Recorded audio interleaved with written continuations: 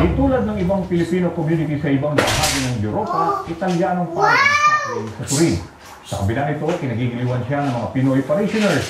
Sa katunayan, itinuturing siyang adopted son ng Calamba. May report, Jasmine Badil. Kung bago ka sa Filipino chaplain sa Turin, aakalain mo Italiano ang magiging misa dahil lehitimo Italiano naman si Father John Bena.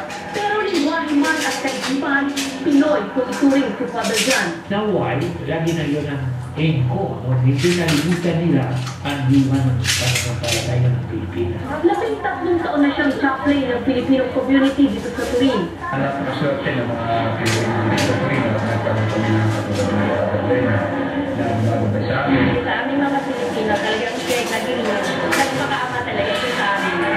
Wala na siyang inisip kung hindi ako pakatan ng lahat ng mga Pilipino dito sa Turin. 1962 nang dumating si Father John sa Pilipinas, sakay ng barko mula sa Geneva. 49 na taon siyang nanirahan sa Pilipinas. 25 rito ay sa Calamba, Laguna.